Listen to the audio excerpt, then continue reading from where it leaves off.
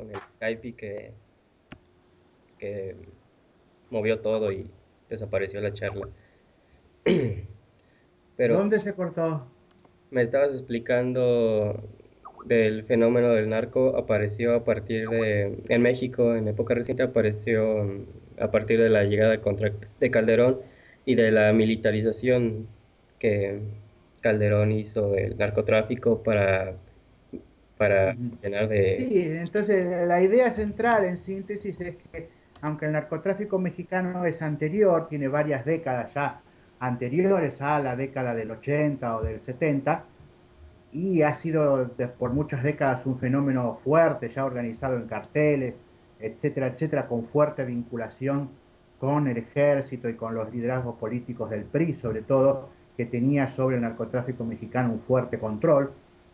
Es recién con el resultado electoral de fraude, tal cual se reconoce ya casi oficialmente por parte del IFE en México, en las elecciones del 2006, cuando el naciente gobierno de Felipe Calderón, con una legitimidad muy baja, decide tomar como consigna central para sus 6 años de gobierno la guerra contra el narcotráfico, la militarización del país, todo esto con el apoyo de Estados Unidos, y entonces estamos experimentando un sexenio en el cual el narcotráfico en México cobra una dimensión que no había tenido hasta el momento.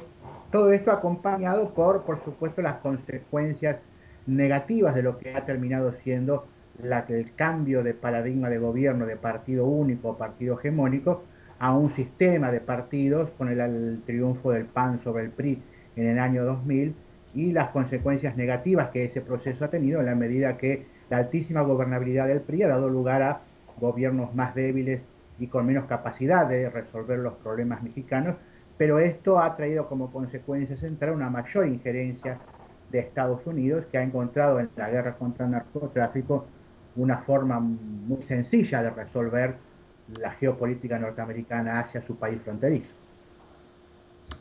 En este contexto que nos mencionas, ¿crees que la medida de guerra frontal contra el narcotráfico tomada por Felipe Calderón es una estrategia desde el principio errónea? ¿Por qué crees tú eso? No, no es errónea, o sea, planteándolo en términos sinceros y concretos, es todo lo contrario. Es acertadísima, pero primero habría que definir acertadísima para qué. O sea, la estrategia de Calderón de guerra contra el narcotráfico no tiene como objetivo, tal cual para mí queda claramente tras 6 años de experimento, no tiene como objetivo derrotar al narcotráfico o limitar las acciones del narcotráfico o lo que sea. O sea, no está dirigida al narcotráfico. La guerra contra el narcotráfico está dirigida contra el conjunto de la sociedad mexicana como una forma ordenadora de todas las consignas de reivindicación de la propia burguesía mexicana y de la burguesía norteamericana para México. En este sentido es un argumento, la guerra contra el narcotráfico, sencillo para ordenar todas las medidas de disciplinamiento económico y demás. Bien, ¿Sí? sí, sí, lo entiendo perfecto, toda esta reestructuración que está haciendo el gobierno federal a través de esta eh, pretexto de la guerra contra el narcotráfico. Ah, lo, o sea, lo que quiero decir no es que, o sea, no es que Calderón inventa algo, el narcotráfico como problema en México existe, pero la intención de esta política del presidente Calderón, del PAN y de Estados Unidos no está dirigida al narcotráfico, sino que es una consigna, como se ha utilizado y se utiliza en otros países, que organiza todo el conjunto de la política nacional alrededor de eso. Y en ese sentido ha sido muy útil y en este sentido yo considero es muy exitosa, hasta el punto que Calderón ha logrado transformar lo que era una política contingente y coyuntural del gobierno por su escasa legitimidad de origen, una política de Estado.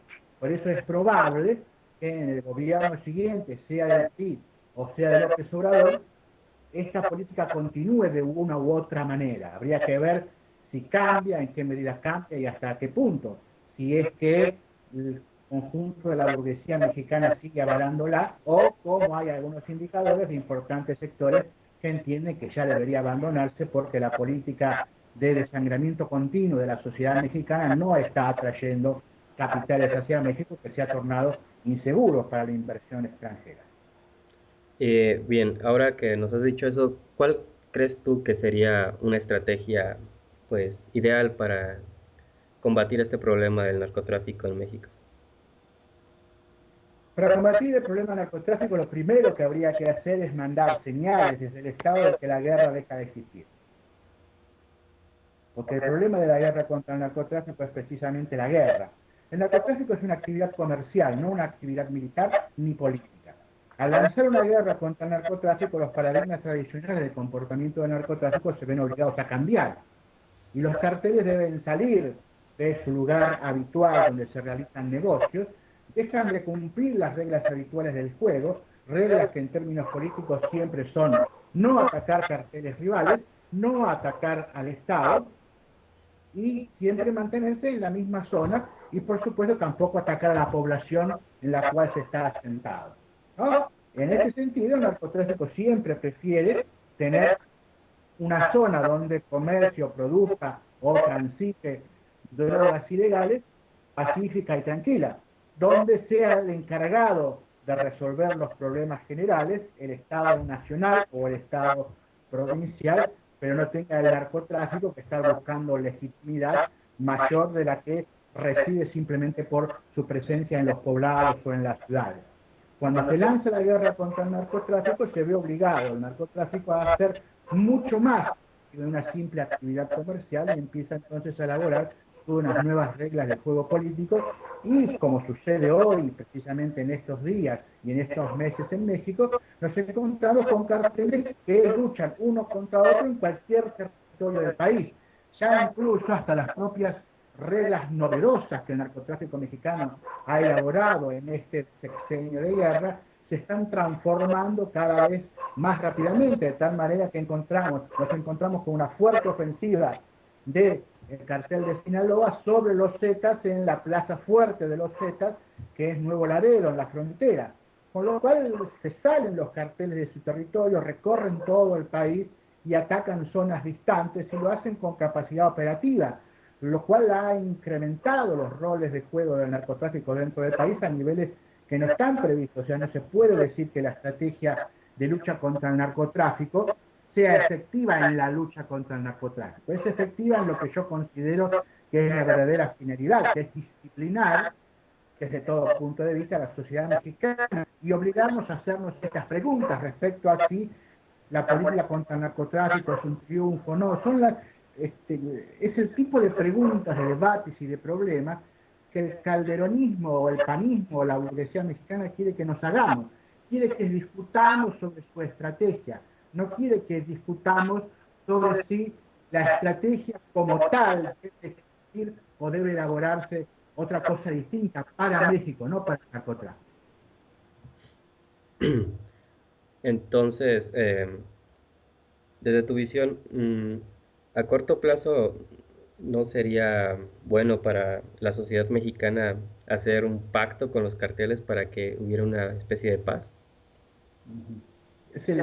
Ustedes saben que los comportamientos políticos con organizaciones criminales siempre deben ser cautelosos, ¿no? No porque el Estado sea una organización no criminal o supralegal, sino porque el Estado en su origen, su formación histórica, ha sido el vencedor de una batalla de largo plazo, como son las guerras civiles originarias de nuestros países latinoamericanos, de las cuales una facción ha resultado triunfante y ha logrado entonces acaudillar un proceso de cooptación de distintas élites nacionales, y así ha formado el Estado Nacional. En el caso mexicano, el que ha hecho esa tarea ha sido el proceso revolucionario de principios del siglo XX y claramente la culminó Cárdenas a mitad del siglo, construyendo en todo este periodo lo que son las grandes instituciones del país, una de las cuales es el PRI.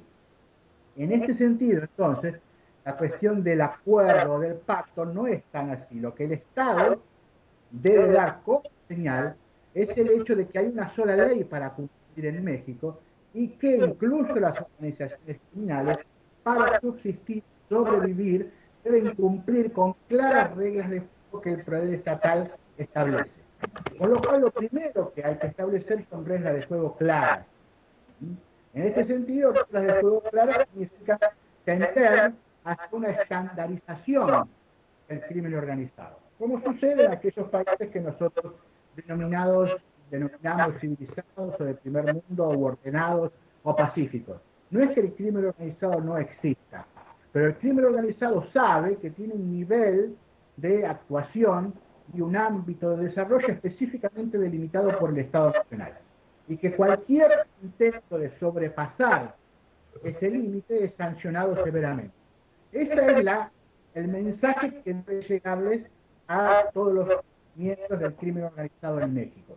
Esta es una actividad, es un asunto muy delicado, porque significa que el ejército se retira de los lugares donde está, Ciudad Juárez, Tamaulipas, los lugares donde está el ejército, vuelve a los cuarteles y establece entonces, tiene por supuesto que establecer una preponderancia de la justicia, del orden y del cumplimiento de la ley en todo el territorio, para que quede claro que no es conveniente para las organizaciones criminales sobrepasar los límites establecidos. Esto es fácil de decir, el problema es que el Estado mexicano es tan criminal que el límite entre el narcotráfico o el crimen organizado y el crimen legal o cometido por organizaciones legales del país es invisible, no existe tal límite.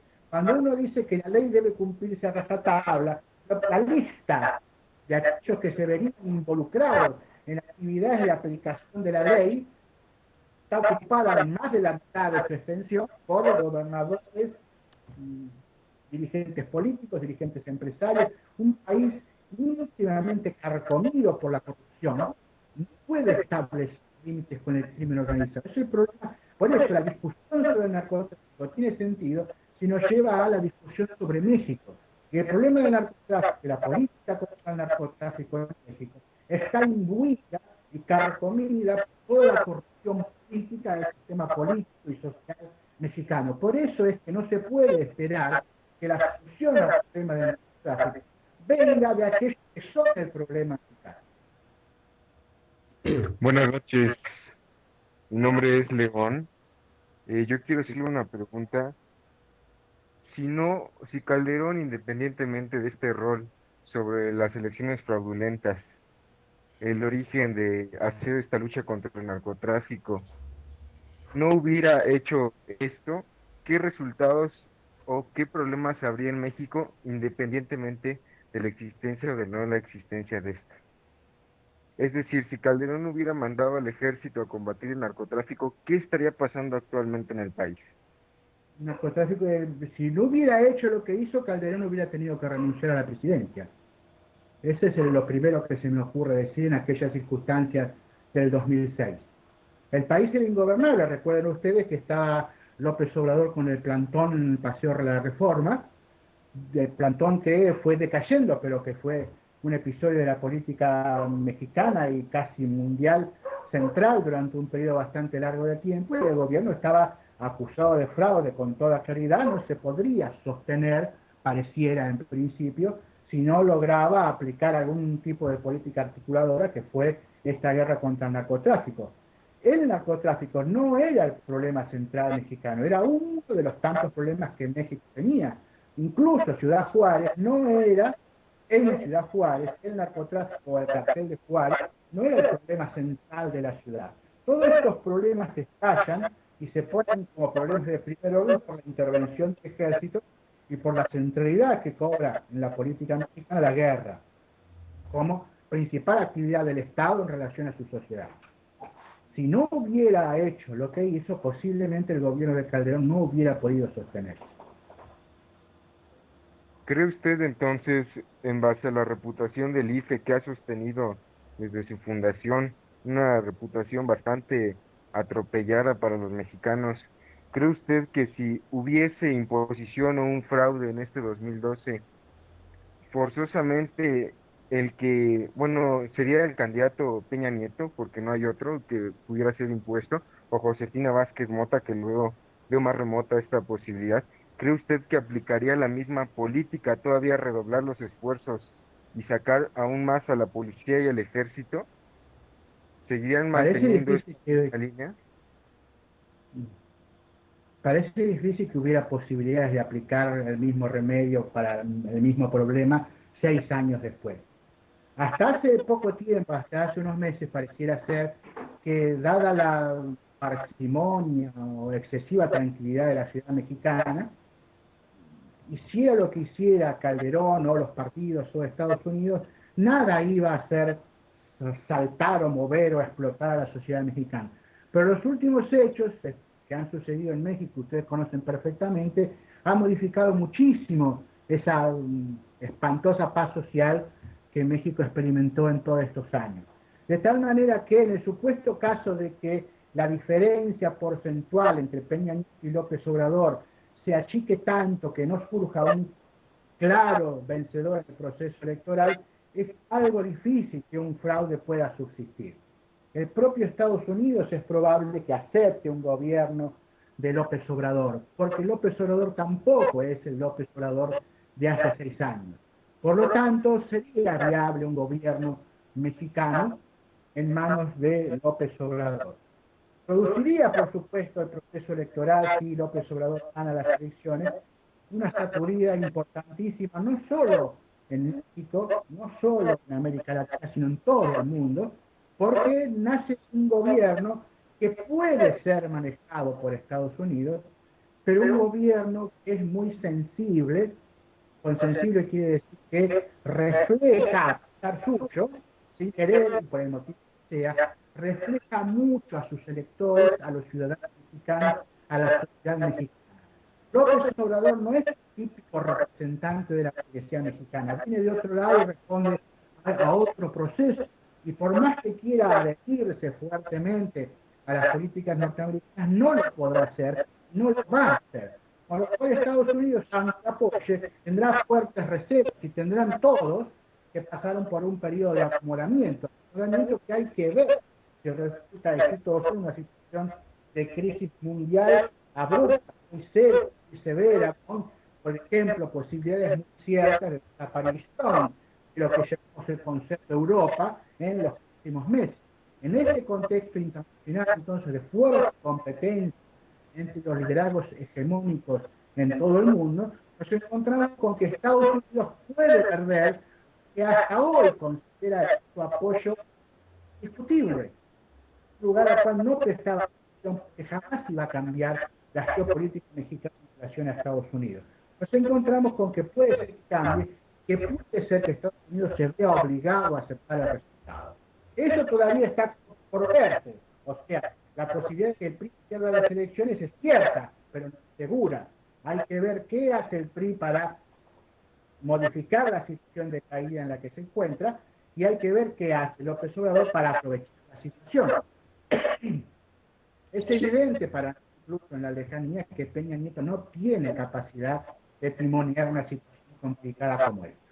Y la dirigencia que acompaña no tiene interés en hacerlo. Esta dirigencia está más convencida o movilizada por el miedo que tiene que por la ambición de llegar al gobierno. Después de estos 6 años de combate al narcotráfico, ha habido resultados trascendentales para perdón. Háblame más clarito porque no te escucho bien, a ver. Que si después de estos 6 años de lucha ha habido resultados realmente trascendentales al combate al narcotráfico, ha habido algo de diferencia, es decir, se ha impedido que haya más tráfico del mismo, ha reducido, ha aumentado Estados Unidos, se ha producido más droga en México, ha disminuido la producción en México. No, al igual que ha sucedido en Colombia, ha sucedido lo contrario. En México se produce más droga con más facilidad y se produce más droga más fácil con organizaciones más fuertes. En definitiva, lo que ha sucedido es un largo periodo en el cual las organizaciones proliferaron, o sea, se dividen las anteriores porque los líderes de los carteles son apresados o muertos, entonces en la lucha por la sucesión se fragmentan las organizaciones, esto ha estado sucediendo hasta hace muy poco, la familia michoacana se fragmenta, los grandes carteles del pasado desaparecen y surgen nuevos, pero además se han formado alianzas de carteles, con lo cual tenemos el país en el cual se hace una lista de carteles que aparecen muchos nombres, pero básicamente tenemos dos grandes federaciones. Una federación, la Federación de Sinaloa, que tiene a sus grupos aliados, y otra federación de los Zetas con sus grupos aliados. Entre estas dos grandes federaciones se dividen todos los grupos de crimen organizado en el país. Y estos organismos y organizaciones de crimen organizado tienen capacidad de desempeño nacional e incluso internacional, porque ya han transitado y se han establecido en Estados Unidos y también han transitado y se han establecido en Centroamérica. De tal manera que la situación del narcotráfico, específicamente hablando solo del narcotráfico hoy, en relación a 6 años, es mucho más fuerte, más poderoso y mejor desde el punto de vista de estas organizaciones que en el pasado. Se han agrandado, han incrementado sus negocios, se han enriquecido más, son más fuertes, se han aliado y han aprendido de logística, de equipamiento, de abastecimiento, de suministros, han establecido rutas de comercio sólidas y se han capacitado políticamente en todo este periodo, con lo cual lo que se llama el mundo empresarial, el management, se ha enriquecido muy fuertemente en estos 6 años, porque el gobierno ha cometido ese viejo error que el general Chino Sun-Tzu recomendaba hace 2500 años, no hacer, no obligar al enemigo a luchar por su vida. Y como la guerra contra el narcotráfico en México y en todo el mundo es una guerra por el exterminio del enemigo, este enemigo llamado narcotráfico, al luchar por su vida, se fortalece. De manera que síntesis, 6 años después, el narcotráfico es en todos los sentidos más fuerte que antes. Del 0 al 10, según su perspectiva, tomando en cuenta el número 10 como excelente, ¿qué calificación le daría a este combate contra el narcotráfico? Desde el punto de vista político, o sea, del realmente para qué se hace esta guerra contra el narcotráfico, yo le pongo un 10. O sea, como mecanismo de disciplinamiento de la sociedad mexicana, ha funcionado casi perfectamente. Y como argumento, elemento y política de guerra contra el narcotráfico, le pongo 0, porque es un fracaso absoluto. ¿Qué pasaría si se continuara con el mismo plan, con la misma estrategia los próximos 6 años?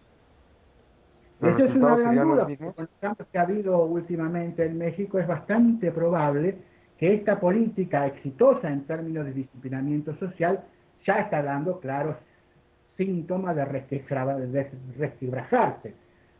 Más claro, por lo menos lo que se puede poner como inicio de los síntomas de resquebrajamiento del éxito de esta política de disciplinamiento tiene que ver con el movimiento de Javier Sicilia a principios del año 2011 y una serie de hechos que uno de los cuales es la protesta de los estudiantes de la Ibero y todo el proceso nacional de protesta contra la candidatura del PRI. Tengan ustedes en cuenta, siempre sucede que cuando uno protagoniza los hechos no le parecen tan llamativos como para aquel que los ve afuera, como es mi caso, pero no es habitual que un país se organicen espontáneamente a través de redes sociales, marchas en todo el país contra un candidato electoral, no contra un gobierno que es más habitual, o contra una política de un gobierno, sino contra un candidato de un partido, un proceso electoral. Con lo cual, de repente, México, después de estar en la fila de atrás de movilización social en el mundo, estaba empezando a ocupar, yo diría,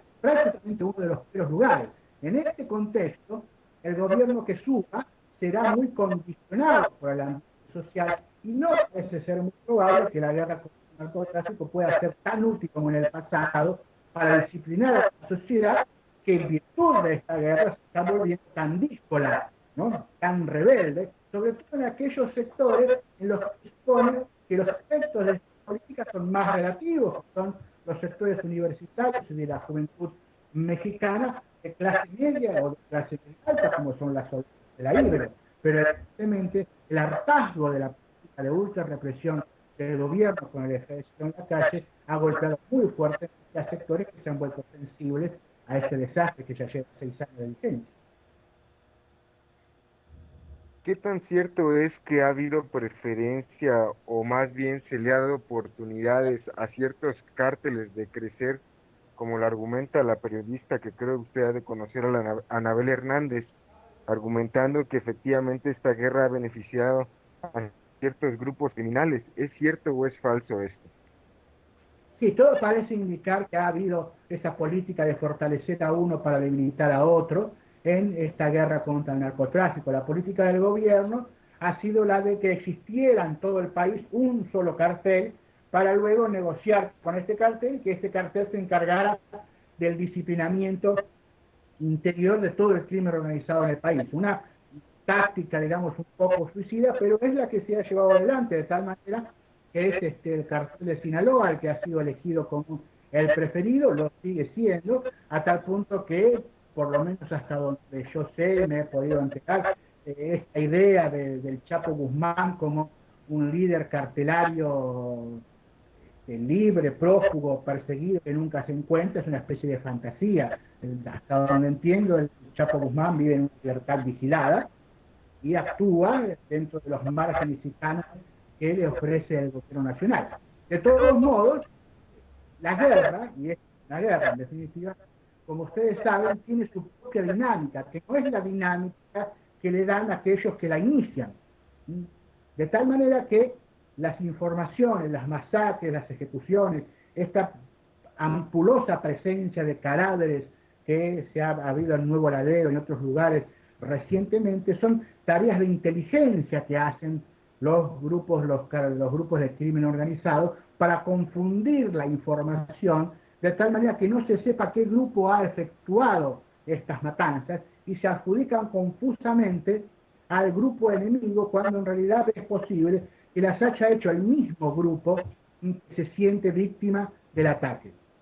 En este sentido, entonces, sí ha habido favoritismo. Este favoritismo no ha sido exitoso para el logro del objetivo planteado en la política. Tengamos en cuenta que si el cartel de Sinaloa es un cartel favorecido por el gobierno, en la medida que no es tan fuertemente perseguido y se lo ha dejado actuar, incluso se lo ha visto de armas a través de Estados Unidos, bueno, todas las cosas que ustedes conocen. El cartel de los Zetas parece ser un cartel incluso ni siquiera paramilitar, sino prácticamente casi militar.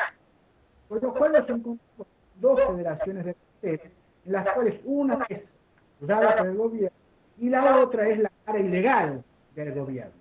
Con lo cual entonces es mejor cuál es el rol que tiene la guerra contra el narcotráfico dentro de la radiografía general de un país como México, en la frontera de Estados Unidos, con 102 millones de habitantes y con recursos gasíferos y petrolíferos muy fuertes en una situación de crisis mundial prolongada y severa.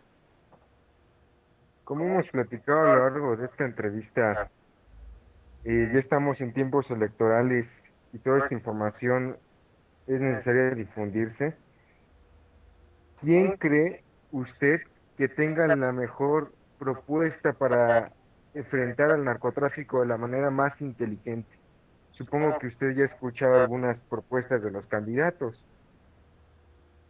Yo escuché algunas cosas, pero para mi forma de pensar no han sido claras. Escuché algo sobre Peña Nieto queriendo formar un cuerpo de policía, un cuerpo paramilitar, sería, un cuerpo de policía militar para combatir al narcotráfico, entonces retira al ejército de la lucha contra el narcotráfico y pone a la policía, lo cual es una maniobra peligrosa y no es un cambio muy importante. Y no escuché prácticamente nada de López Obrador refiriéndose a ese problema. Lo que sí puedo decir es lo que me gustaría escuchar, entonces, en consecuencia, lo que yo entiendo sería una forma de solucionar el problema. Primero, retirar los cuarteles al ejército, retirarlo a los cuarteles. Parece o puede ser o no tanto una tarea difícil en la medida en que el ejército no querrá abandonar los privilegios que ha logrado, sobre todo salariales y de nombramientos a partir de esta guerra, pero se le puede conservar las garantías salariales y quizás haya que postergar o entregar como moneda de cambio una especie de amnistía o promesa no juicio por los hechos cometidos en la guerra. Hay que Otra medida que hay que tomar es trasladar, me parece esencial, trasladar la frontera norte del país a la frontera sur, de tal manera que el control que Estados Unidos ejerce sobre la frontera norte lo seguirá controlando, pero México ejercerá un control fronterizo en la frontera. Tengamos en cuenta que la droga que se transita en México es una droga que viene de Colombia. Con lo cual, lo que necesita México, en vez de tratar de controlar ciudades actuales, Tamaulipas, Mexicali, Tijuana, una frontera inmensa, imposible de controlar, le resulta más sencillo controlar una frontera sur a través de la cual la droga colombiana es de, o a través de Guatemala, Centroamérica, etc. Y en todo caso, sí debe dejar que la Marina patrulle los océanos. Por otro lado, necesita fuertes inversiones sociales en determinadas ciudades del país. Y con estas medidas, que son 2 o 3 grandes medidas, tendríamos entonces una situación en la cual se empieza a encontrar una solución a la guerra del narcotráfico, solución que básicamente es desmontar la guerra para transformar lo que hoy es un problema militar en un problema policial. Pero para eso, por supuesto, hay que reformar toda una serie de instituciones, países que no tienen que ver con el narcotráfico y con la guerra contra el narcotráfico. Se debe derogar el fuero militar, aunque se haga en principio una garantía sobre el pasado inmediato, pero hay que ver hasta qué punto políticamente el nuevo gobierno es capaz de hacer que el ejército y la marina se sometan a esto. Por eso es importante la amplitud que haya votos para el nuevo presidente. Un nuevo presidente que asuma con una diferencia porcentual muy reducida en relación a su vencido, no tendrá muchas posibilidades de modificar la situación. Pero un presidente que logra una ventaja considerable tendrá un margen mayor de actuación frente a estos hechos. Pero sí, creo que la transferencia de la frontera norte a la frontera sur, trabajo, equipamiento social sobre las grandes ciudades de la frontera. El problema, por ejemplo, de las maquiladoras, López Obrador sí ha dicho claramente que opta por el exportador basado en maquiladoras. A mí me parece una pésima idea y una mala idea, punto de vista conceptual, independientemente de qué es lo que se puede hacer para que la industria exportadora mexicana siga avanzando y produciendo. Pero las maquiladoras son uno de los pocos alrededor de los cuales crece o se desarrolla el problema del narcotráfico en la frontera norte. Bueno, esas son más o menos las medidas o ese escenario que yo entiendo debe plantear en México. No es fácil de aceptar, sobre todo por los cambios que exige a las estructuras ya muy consolidadas, la vieja burguesía mexicana. Pues me queda claro que en 6 años los resultados serían muy difíciles de observarse, porque como usted menciona, tiene que trascender algo de tiempo para que puedan darse y verse resultados. 6 años es lo que dura un periodo presidencial en México. Le tengo una pregunta más y es, ¿el asunto del narcotráfico será importante para la decisión de los votantes en la elección de este año? Y si esta repercutirá negativamente en contra del partido de Felipe Calderón. Sí, es evidente que Felipe Calderón se va del proceso, se va de la presidencia con una imagen muy fuertemente negativa, y esto también tiene que ver con el bajísimo desempeño de Josefina Vázquez Mota como reemplazante, sucesora o candidata del PAN a la presidencia. Claramente no es un factor que preocupe a los que son los dos candidatos principales a los cuales se dirigirá la presidencia futura, que son López Obrador y Peña Nieto.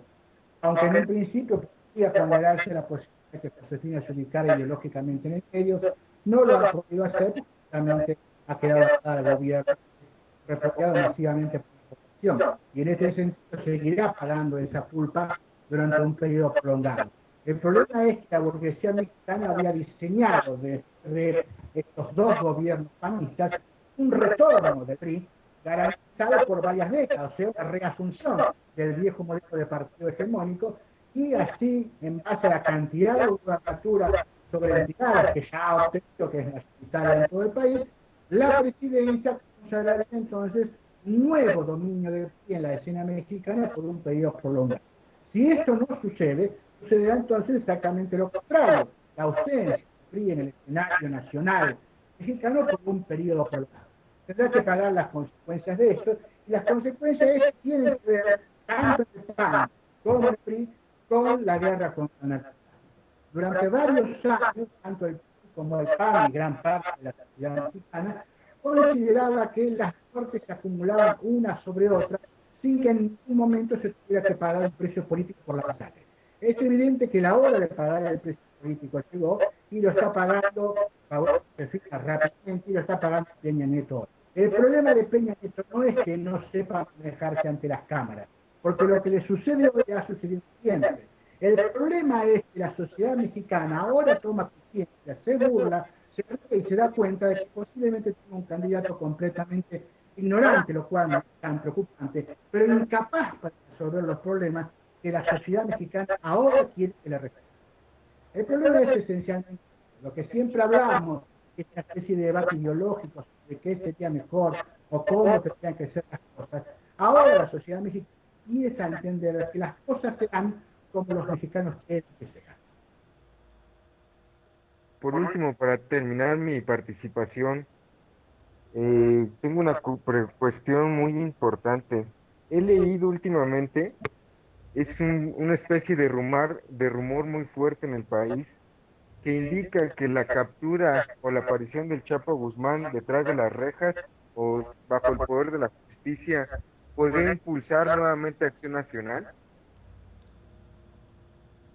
La figura del Chapo Guzmán es una especie de alternativa o carta que el PAN y Calderón han tenido hasta el más sobre todo este tiempo. Ya la revista puso en un número, ya bueno, lo han dicho muchas personas y periodistas y circula rumor por todo México que el PAN sacaría la prisión del Chapo Guzmán como una carta de éxito de la política de lucha contra el narcotráfico.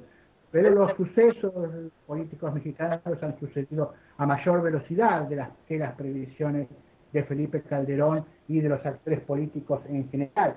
Lo que está sucediendo no estaba previsto en los cánones tradicionales de las campañas electorales, ni siquiera en los manuales de campañas electorales en el mundo, en los que se sostiene que una imagen televisiva cuidadosamente diseñada garantiza en gran parte el éxito electoral. Es evidente que en México no está sucediendo eso, aunque también es evidente que los autores de esos manuales deberían haber estudiado mejor la política latinoamericana de los últimos años, porque hay varios candidatos que han desobedecido los manuales de marketing político y han logrado ganar en las elecciones. En este caso, la figura del Chapo Guzmán como alternativa de éxito que puede estar sobre unos puntos se ha desgastado en este tiempo, ¿no? Pues muchas gracias. Ahora mi compañero va a hacer otras preguntas. Bien, bueno, pues después de la intervención de León, yo solo tengo algunas preguntas que los usuarios de la página Guerrilla Comunicacional nos han hecho llegar. La primera pregunta breve es de Isca Cienfuegos. Nos dice, ¿es la prohibición de las drogas basada en la estigmatización y satanización del tema el mejor método para combatir el consumo de drogas? Hay una cosa que hay que afirmar, que es un detalle conceptual. El consumo de droga o las drogas no tiene mucho que ver con el narcotráfico. Son dos problemas distintos. El problema de drogas o el consumo de drogas es un problema de salud pública o en todo caso un problema de salud. Ya que el narcotráfico es un problema político y secundariamente un problema de seguridad. Uno debe ser resuelto en términos de leyes que tengan que ver con la intervención, la salud, atención psicológica, nuevas costumbres sociales, inversiones en redes comunitarias, etc. El otro tiene que ver con políticas de seguridad, con políticas de inversión nacional, con políticas de fortalecimiento de las ciudades, de las comunicaciones urbanas, etc. Son dos escenarios y dos problemas distintos. El problema de la estigmatización del consumo de drogas, o sea, lo que se llama el prohibicionismo en el consumo de drogas, tiene que ver que, aunque cuanto más prohibidas estén las drogas, más favorable será la situación para los carteles de las drogas, ¿no?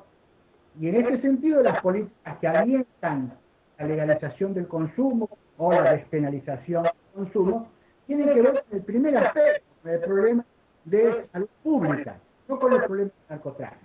Entiendo que la despenalización del consumo, política que es alentada por expresidentes, que no la alientan cuando son presidentes, sino cuando lo dejan de serlo, primer dato interesante del asunto, no afecta o tiene una directa implicancia o consecuencia relevante para los carteles de narcotráfico. Sí tiene consecuencias para dos aspectos importantes pero secundarios en relación al narcotráfico de las políticas interiores de los países.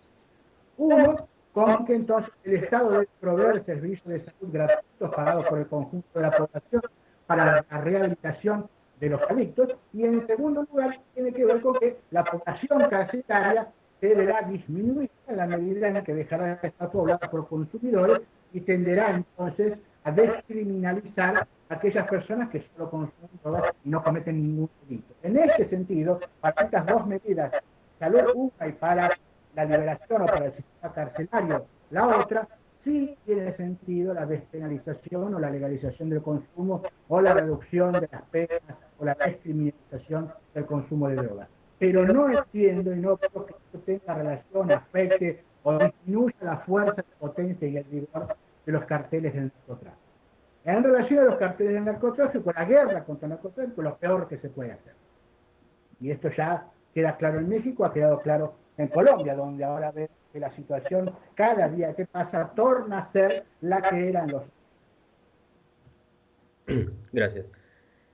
La otra pregunta que tengo es, de Diego Armando, se ha dicho que la solución es legalizar la marihuana. ¿Realmente cree que la sociedad mexicana está mentalmente preparada para sustentar algo así? Y eso ya depende mucho de las sociedades nacionales. La legalización de la marihuana es en algunas ciudades y en algunos sectores de las ciudades un hecho real. En Buenos Aires, en México, se consume en algunos lugares marihuana en forma casi legal sin que haya autoridades policiales que se animen a prohibirlo. Esto tiene que ver con pautas culturales de momentos, circunstanciales, etcétera. Además, cada vez se usa y se recomienda usar la marihuana desde el punto de vista estrictamente medicinal. Así que el solo hecho de que ahora se empiece a debatir más habitualmente el tema de la legalización o despenalización del consumo también da cuenta de que las sociedades están más abiertas a que se debata esto. Yo considero que sería un paso adelante, que se les permita a las personas decidir qué hacer respecto a su cuerpo, a su vida, a su ámbito privado y hogareño, qué quiere hacer, y que no sea el Estado sobre la faz regresiva del Estado la reglamento que legisla castigue sobre conductas y costumbres personales y privadas. Gracias. La otra pregunta que tengo es de Luis López Casas. Nos pregunta, ¿por qué el gobierno se empeña en difundir que la guerra contra el narco está siendo ganada y al parecer por doquier hay muertos y decapitados? El gobierno, lógicamente, forma parte de su propaganda de éxito político, decir que la guerra contra el narcotráfico va bien. En este sentido, intenta dos cosas, en una fracasa y en la otra tiene éxito.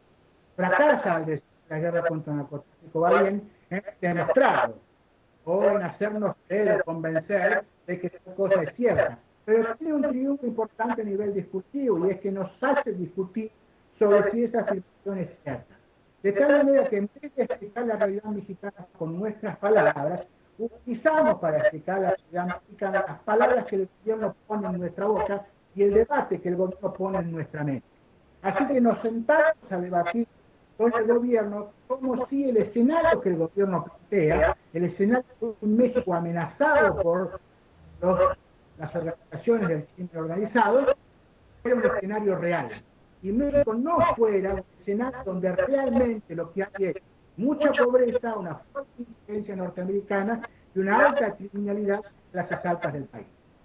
En ese sentido, entonces, este discurso propagandístico del gobierno, con dos finalidades, fracasa una y tiene un fuerte éxito en la otra. Este éxito del discurso está siendo desmontado, no ideológicamente en el debate académico, ideológico, sea en los medios, en las sociedades, sino a través de la praxis de las calles del país. De tal manera, entonces, que el discurso pierde sentido y efectividad, no porque se haya encontrado un momento mejor, sino porque la gente en México empieza a entender que el país no es ese país que durante 6 años ha llegado a favor o en contra de ese hecho, y entonces un avance muy importante en la política mexicana. Gracias. La penúltima pregunta que tenemos de parte de los usuarios es de Julos Hueso. Nos dice, ¿qué tan cierto es que el narcotráfico es la base de la economía mexicana?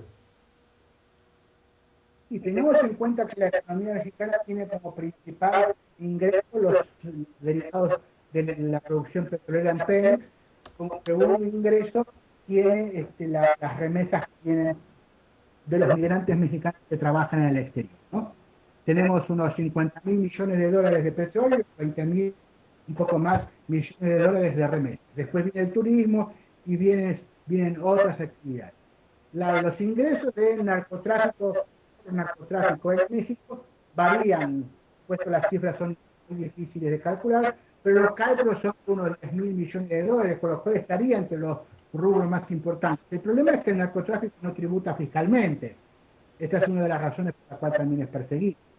Si fuera legalizada la actividad, tendríamos algunos rubros que tributarían fiscalmente y entonces crecería el Producto Bruto del país. Pero en algunos lugares del país es claramente la actividad principal. Pero no debe verse esto desde el punto de vista económico, o sea, desde el punto de vista de qué lugar dentro de las ramas productivas del país ocupa el narcotráfico. Porque eso es una estadística y en todo caso es una estadística que no nos afecta porque nosotros no formamos parte de los carteles, ¿no? Pero lo que sí es importante saber es qué lugar social ocupa el narcotráfico en la estructura social mexicana. Y ahí sí tiene un rol y un lugar más relevante y más importante. En algunos lugares mexicanos el narcotráfico se plantea como una alternativa al rol fracasado, honesto y militar del Estado. Es el rol que más habitualmente cumple el cartel de Sinaloa en varias regiones. En otros lugares, el narcotráfico se postula como un ordenador social, en la medida que grandes franjas de la juventud o de la adolescencia, sobre todo, que no tienen trabajo, que no van a la escuela, que no tienen garantizada su sobrevivencia física diaria, estas garantías de sobrevivencia física diaria le vienen del narcotráfico. En la medida que el narcotráfico les garantiza todo un esquema de seguridad personal, lo cual es alimentarse, vestirse, comer y tener un lugar donde vivir, las básicas garantías físicas humanas, el narcotráfico reemplaza exitosamente al Estado que no cumple exitosamente ninguno de esos objetivos. De tal manera que en este sentido, el narcotráfico sí es, en algunas regiones de México, un factor importante dentro de la vida social y así se explica su supervivencia durante largas décadas. Muchas gracias, Norberto. Y ya por último, tenemos la pregunta de Fran Velázquez que nos dice, ¿por qué no se ha tratado el problema de las adicciones como un problema de salud pública, ya que los adictos son enfermos y no delincuentes? Disculpa, repetir más clarito. Sí, Frank Velázquez nos dice, ¿por qué no se ha tratado el problema de las adicciones como un problema de salud pública, ya que los adictos son enfermos y no delincuentes? Sí, el problema de las adicciones como problema de salud pública ha sido tomado como tal por pocos países. Por ejemplo, en España, los problemas de tráfico de drogas son atentados a la salud pública. Y acá en Argentina se ha presentado muy recientemente un proyecto en el cual el caso de consumo de drogas o los que son detenidos por consumo de drogas son derivados por la justicia a instituciones de salud. Se trata como un problema de salud y no son detenidos como si fueran penalizados si se tratara entonces de una violación al Código Penal. En general los países todavía están empezando a debatir o se plantean el debate y toman actitudes penales respecto al consumo de drogas. Esto es básicamente porque ya desde los años 20, de los años 10 de la década del siglo XX en Estados Unidos se ha empezado a criminalizar lo que hasta entonces era el uso médico de estas sustancias, la heroína, la cocaína, la marihuana. Y se ha empezado a criminalizar en toda una tendencia conservadora que hubo al interior de Estados Unidos y estas posturas conservadoras que llegaron a incluir lo que después fue la ley seca, o sea, la prohibición de consumo de alcohol, se exportó como política exterior de Estados Unidos al conjunto del mundo, específicamente para nosotros al conjunto de América Latina. De tal manera que las policías, los ministerios de Interior y los gobiernos de América Latina comenzaron a perseguir el consumo de drogas que así ha quedado heredado porque desde ese entonces la persecución al consumo y la guerra contra el narcotráfico han sido útiles para ordenar mecanismos de disciplinamiento social de todos los países. Así ha nacido por conveniencia, por ser un mecanismo simple, por ser útil, porque apela a los sentidos más excepcionales de las personas, porque facilita la creación de un escenario de vida en el cual todo es ordenado y no se consume nada que te permita o que te haga salir de la realidad diaria y de obedecer las rutinas de las 24 horas. En ese sentido ha funcionado, les ha servido a las burguesías para disciplinar a los gobiernos, ya sea con la prohibición del consumo, ya sea con la guerra contra el narcotráfico. Y no hay grandes posibilidades o visualizaciones de que esto vaya a cambiar abruptamente en el futuro. Se escribe, se dice y se habla sobre la despenalización, pero no se avanza mucho. Y por otro lado, este es el último detalle, cuando se habla de despenalizar y que sea tratado como un problema de salud pública, también en el caso de que sea tratado como un problema de salud pública, el consumidor es detenido por la policía y enviado al juez. Con lo cual, desde el punto de vista del consumidor es exactamente lo mismo. La vida en la calle de nuestras ciudades sigue siendo peligrosa para un consumidor de drogas. Bueno, pues muchas gracias. Ya para finalizar, te pediría que nos hicieras una especie de conclusiones o prospectiva. ¿Qué esperas del narcotráfico a un corto plazo en este juego de las elecciones y el Yo narcotráfico? no me A ver, aventuraría ahora a decir qué perspectivas tenemos en el caso mexicano, ¿no? ¿Cuáles son las perspectivas del narcotráfico, la evolución del narcotráfico en México? Está estrictamente anudado con la situación política general, con el resultado electoral, que a su vez está atado a las circunstancias de desarrollo de la movilización política en México. Si finalmente esta movilización que ha estallado en los últimos meses se sigue expresando, desarrollando, impulsando hacia adelante, termina quebrando toda posibilidad de recambio de la dirigencia periodista en el camino electoral. Triunfa consagrando a López Obrador como presidente, pero un presidente limitado, condicionado y exigido por una alta movilización social. Los encontramos que la guerra contra el narcotráfico prácticamente desaparecerá sin que nadie la decrete en forma especial, ¿no? ¿Por qué? Porque la misma movilización social, la praxis social superará un condicionamiento que ha sido exitoso hasta ayer y dejará de ser exitoso mañana. O sea, esto no se resuelve en los manuales y en los libros, en los debates y en las discusiones, sino que se resuelve en las movilizaciones en términos estrictamente políticos. En la medida que es poderosa hasta ayer, lo es porque el público, el ciudadano, las personas, los individuos le obedecen, le creen y lo siguen. Cuando tal fantasma del convencimiento ideológico deja de existir, las personas dejan de creer y por lo tanto el mecanismo que hasta ayer fue exitoso se expresa claramente con total fracaso. bueno, pues muchas gracias por esta entrevista para Guerrilla Comunicacional y muchas gracias por todo el conocimiento y todo lo que nos has dejado en esta entrevista. De mi parte es todo y bueno, te mando un saludo desde México y Bueno, les mando un saludo desde aquí de Buenos Aires, gracias por dejarme conversar con usted y les mando un saludo muy fuerte. vale, muchas gracias. Señor Norberto, por último, esperamos tener conversaciones en un futuro, en un periodo de un año, 6 meses quizás, para seguir conversando cómo ¿Cómo ha especie? trascendido todo este hecho histórico. Así es. Así es, bueno.